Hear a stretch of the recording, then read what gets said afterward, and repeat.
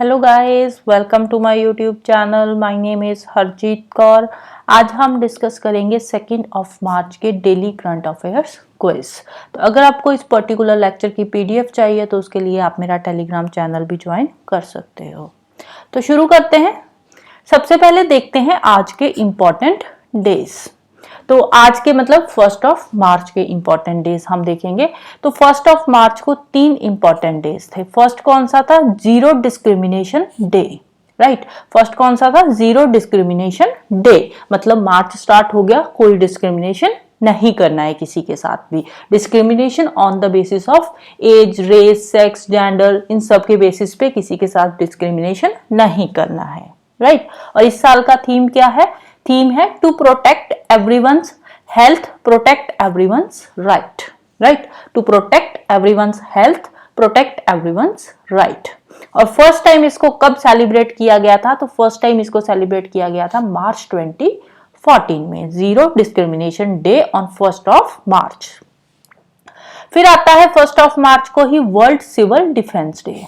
World civil defence day. Civil defence के लिए ये जो डे होता है सेलिब्रेट किया जाता है, और फर्स्ट टाइम इसको सेलिब्रेट किया गया था 1990 के अंदर। और थीम क्या है इस साल का? Honour heroes and promote safety skills. Honour heroes and promote safety skills. Cooperation के लिए basically world civil defence day जो है वो सेलिब्रेट किया जाता है। फिर थर्ड डे आता है वर्ल्ड कॉम्प्लीमेंट डे। राइट, तो 1 मार्च को 3 डेज है। Zero discrimination day, world civil defence day and third आता है वर्ल्ड कॉम्प्लीमेंट डे। राइट, अब चलते हैं हम क्वेश्चंस पे। तो first question is related to week, financial literacy week. तो फाइनेंशियल लिटरेसी वीक कब ऑब्जर्व किया जाता है एज पर द आरबीआई? तो फाइनेंशियल लिटरेसी वीक होता है 26 फरवरी से लेकर 1 मार्च के बीच में as per RBI, Reserve Bank of India. Right, तो 26 से लेकर 1 मार्च तक होता है, 26 फरवरी से लेकर। और इस साल का थीम क्या है? थीम है मेक और right start become financially start. Make और right start become financially start. और इसको फर्स्ट टाइम कब सेलिब्रेट किया गया था फाइनेंशियल वीक एज अ? तो इसको शुरू किया गया था 2016 के अंडर। और इसके लिए आरबीआई ने एक कैंपेन शुरू किया है फाइनेंशियल वीक में ही। तो कैंपेन का नाम क्या है? कैंपेन का नाम है आरबीआई कहता है। कैंपेन का नाम क्या है? आरबीआई कहता है। राइट, फिर नेक्स्ट है name the book launched by former assistant secretary general of UN Lakshmi Murdeshwar Puri. Lakshmi Murdeshwar Puri ये कौन है? ये हमारे जो यूनियन मिनिस्टर है हरदीप पुरी, उनकी वाइफ है लक्ष्मी मुर्देश्वर पुरी। तो हाल ही में इन्होंने एक बुक लॉन्च करी है। पहले ये जो है असिस्टेंट सेक्रेटरी रह चुकी है यूएन की, तो जनरल ऑफ यूएन की असिस्टेंट सेक्रेटरी रह चुकी है। तो इन्होंने हाल ही में एक बुक लॉन्च करी है। बुक का नाम क्या है? तो बुक का नाम है स्वेलोइंग द सन। तो बुक का नाम है स्वेलोइंग द सन। किसकी बुक है? लक्ष्मी मुर्देश्वर पुरी की बुक है। राइट, तो यहाँ पे सेम ही है। Wife of union minister Hardeep Puri launched her debut book swallowing the sun in Mumbai. कहाँ पे लॉन्च करी है? मुंबई के अंदर लॉन्च करी है। नेक्स्ट है जन निकोल लॉफ्टी इटॉन। जन निकोल लॉफ्टी इटॉन, एक ही बंदे का नाम है, ज्यादा बंदे नहीं है। जन निकोल लॉफ्टी इटॉन, इन्होंने रिसेंटली फास्टेस्ट 100 जो है वो मारे हैं। 100 सेंचुरी मारी है। 100 की सेंचुरी ही होती है। T20 इंटरनेशनल के अंदर 100 रन्स बनाए हैं। कितनी बॉल्स के अंदर? 33 बॉल्स में। तो कौन सी कंट्री के हैं ये है नामीबिया कंट्री के। T20 इंटरनेशनल के अंदर इन्होंने 100 बनाए हैं। कितनी बॉल्स के अंदर? Just 33 balls. तो किसके अगेंस्ट? कौन सी कंट्री के अगेंस्ट? नेपाल के अगेंस्ट। तो इसके साथ ही वो क्या बन गए हैं? Quickest man to reach the milestone. Right, तो इन T20 इंटरनेशनल्स। नेक्स्ट है who is going to be new Lokpal of country. नए लोकपाल हमारे जो है वो बनने जा रहे हैं। तो लोकपाल बोल लो या फिर चेयरपर्सन ऑफ लोकपाल बोल लो, कुछ भी आप बोल सकते हो। Both are one and same. तो कौन है नए लोकपाल? तो उनका नाम है जस्टिस एएम खानविलकर।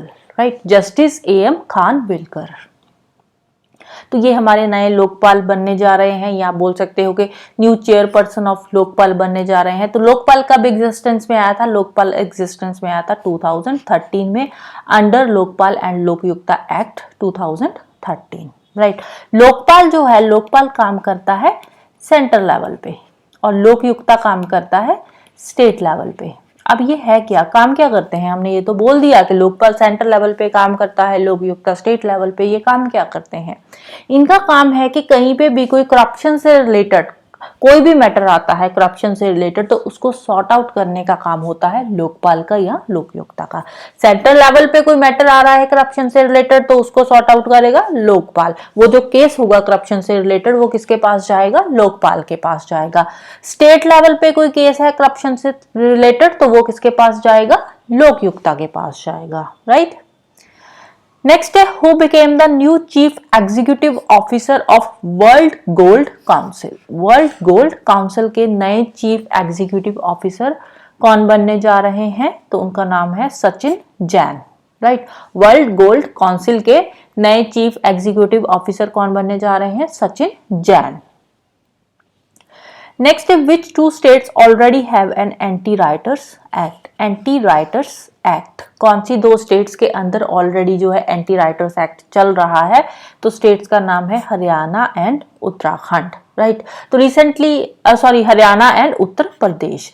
तो रिसेंटली उत्तराखंड में ये बिल जो है अभी आया नहीं है पार्लियामेंट में, तो आने वाले बजट सेशन में इंट्रोड्यूस किया जाएगा एंटी राइटर्स बिल जो है, राइट। यहाँ पे तो एक्ट बन चुका है, लेकिन उत्तराखंड में अभी बिल जाएगा। पहले बिल होगा, बिल पे डिस्कशन होगी, जब वो बिल पास हो जाएगा उसके बाद वो बिल बनेगा एक्ट, राइट। अब ये जो लॉ है, ये law already Haryana and Uttar Pradesh के अंदर है, और उत्तराखंड थर्ड स्टेट है जहां पे ये जो है एक्ट, जो बिल है, वो इंट्रोड्यूस होने जा रहा है। इसके बाद अगर एक्ट बन जाता है तो वो थर्ड स्टेट बन जाएगी, यहाँ पे एंटी राइटर्स एक्ट जो है वो बन जाएगा, राइट। अब एंटी राइटर्स एक्ट के अंदर होता क्या है? एंटी राइटर्स एक्ट होता है कि जैसे किसी स्टेट में राइट्स हो रहे हैं, राइट, बहुत ज्यादा दंगे फसाद हो रहे हैं, राइट्स हो रहे हैं, तो राइट्स जब होंगे तो उससे बहुत ज्यादा नुकसान होगा, प्रॉपर्टी का भी नुकसान होगा, लोगों की प्राइवेट प्रॉपर्टी भी जो है उसका भी नुकसान होगा। तो प्रॉपर्टी का जो लॉस हो रहा है, उस लॉस की जो रिकवरी करी जाएगी, प्रॉपर्टी का जो लॉस होएगा उसकी जो रिकवरी करी जाएगी, वो किससे होगी? जो ये राइट्स कर रहे हैं, जो राइट्स के लिए रिस्पॉन्सिबल है, उनसे इसकी रिकवरी करी जाएगी according to this act, right. तो उत्तराखंड जो आने वाला बजट सेशन है उस टाइम पे ये लेकर आएगा अपनी जो भी पार्लियामेंट है, इनकी जनरल असेंबली है, पार्लियामेंट तो नहीं बोलेंगे, पार्लियामेंट सेंट्रल लेवल पे होती है, तो स्टेट लेवल पे जो भी इनकी असेंबली है, तो असेंबली में ये अपने लेकर आएगा बिल। तो अगर ये बिल पास हो जाता है तो उसके बाद ये क्या बन जाएगा? एक्ट बन जाएगा, राइट। तो स्टेट लेवल पे पार्लियामेंट नहीं है, पार्लियामेंट सेंट्रल लेवल पे, पहले भी आई थिंक मैंने पार्लियामेंट बोल दिया था। तो ये उस टाइम पे अपनी जनरल असेंबली में लेकर आएगा। और इसका पूरा नाम क्या है? बिल का पूरा नाम है public and private property damage recovery bill. Public and private property damage recovery bill. Next है, ISRO's second spaceports foundation stone recently laid down in which state. Recently ISRO अपना सेकंड स्पेसपोर्ट जो है वो बनाने जा रहा है, उसका अभी फाउंडेशन स्टोन रखा है, बना नहीं है, फाउंडेशन स्टोन रखा है। तो इसरो का पहला जो स्पेसपोर्ट है वो कहाँ पे है? इसरो का पहला स्पेसपोर्ट है श्रीहरिकोटा, श्रीहरिकोटा में। श्रीहरिकोटा कहाँ पे है? आंध्र प्रदेश के अंदर, राइट। तो आंध्र प्रदेश के अंदर श्रीहरिकोटा में पहला स्पेसपोर्ट है इसरो का, और दूसरा अभी रिसेंटली बनने जा रहा है। कौन सी स्टेट के अंदर? तो स्टेट का नाम है आंध्र प्रदेश। तो आंध्र प्रदेश में भी कहाँ पे बनेगा ये? आंध्र प्रदेश में थूथकुंडी डिस्ट्रिक्ट के अंदर। थूथकुंडी डिस्ट्रिक्ट के अंदर जो स्पेसपोर्ट है उसका नाम क्या है? कुलासेकरापट्टिनम, कुलासेकरापट्टिनम स्पेसपोर्ट, तमिलनाडु के अंदर ये बनेगा। तो एस्टिमेट है कि 2 साल के अंदर ये कंप्लीट हो जाएगा। और ये वाला जो स्पेसपोर्ट है ये बेसिकली बनाया जा रहा है to launch SSLV, small satellite launch vehicles के लिए इसको बेसिकली बनाया जा रहा है स्पेसपोर्ट को। और इसके साथ ही हमारी जो सैटेलाइट्स लॉन्च करने की कैपेसिटी है वो भी बढ़ जाएगी। हम साल में 24 सैटेलाइट्स लॉन्च कर पाएंगे जब ये स्पेसपोर्ट हमारा बनकर तैयार हो जाएगा। अब बात आती है कि जब हमारे पास ऑलरेडी ये श्रीहरिकोटा वाला जो स्पेसपोर्ट था, तो हमें ये दूसरा स्पेसपोर्ट बनाने की जरूरत क्यों पड़ी है? तो रीजन बीइंग कि जो श्रीहरिकोटा वाला स्पेसपोर्ट है, यहाँ पे लॉन्च होते हैं PSLV, polar satellite launch vehicles, यहाँ से लॉन्च किए जाते हैं। तो दिक्कत क्या आती है, यहाँ से हम इनको सीधा लॉन्च नहीं कर सकते। अगर सीधा हम यहाँ पे लॉन्च करेंगे तो यहाँ पे आ जाता है श्रीलंका। तो उसके बाद जो भी इनका जैसे लॉन्च होता है, उसके बाद जो पीछे कचरा वगैरह जो भी मलबा गिरता है, तो वो कंट्री के ऊपर गिरेगा, तो कंट्री के लिए नुकसान हो जाएगा। तो इसलिए इसको कैसे लॉन्च किया जाता है, थोड़ा एक साइड के इसको बेंड कर दिया जाता है और फिर आगे इसको लॉन्च किया जाता है, राइट। तो इससे क्या है, इससे एक तो हमारा फ्यूल ज्यादा खर्च होता है, राइट, फ्यूल कॉस्ट हमारी बढ़ जाती है। फ्यूल कॉस्ट बढ़ती है तो उसके साथ साथ पेलोड भी बढ़ता है। तो इसीलिए अब यहाँ पे एक और स्पेसपोर्ट बनाने की बात हो रही है स्मॉल सैटेलाइट्स के लिए, स्मॉल सैटेलाइट लॉन्च व्हीकल्स के लिए। तो ये कहाँ पे है, तमिलनाडु में, राइट। तो इसका ये फाउंडेशन स्टोन रख दिया गया है, 2 साल में एस्टिमेटली ये कंप्लीट हो जाएगा। तो यहाँ से जब हम लॉन्च करेंगे ये सैटेलाइट्स को, तो इनको हम सीधा लॉन्च कर सकते हैं, हमें इधर उधर सैटेलाइट्स को घुमाने की जरूरत नहीं पड़ेगी, राइट, डेविएट करने की, क्योंकि जहां पे हम घुमा रहे हैं, डेविएट कर रहे हैं उनका रास्ता, क्योंकि बीच में कंट्री आ रही है। तो यहाँ पे हम सीधा लॉन्च करेंगे, सीधा इक्वेटर की तरफ जाएंगे और उसके बाद जो भी है ऊपर अपना काम करेंगे सैटेलाइट्स जो है। तो इसीलिए यहाँ पे दूसरा जो है स्पेसपोर्ट जो है यहाँ पे लॉन्च होने जा रहा है। इनॉग्रेशन उसकी हो चुकी है, तो धीरे धीरे बन भी जाएगा। नेक्स्ट है, which country repeal the world first law banning tobacco sales for future generations. अब देखो, एक ऐसा कंट्री है, वो पहला कंट्री था जहां पे टोबैको सेल को बैन कर दिया गया था फ्यूचर जनरेशंस के लिए। टोबैको सेल को इन्होंने बैन कर दिया था, लेकिन रिसेंटली इन्होंने ये जो लॉ बनाया था टोबैको सेल को बैन करने के लिए, उसको ये रिपील कर रहे हैं, मतलब इस लॉ को हटा रहे हैं।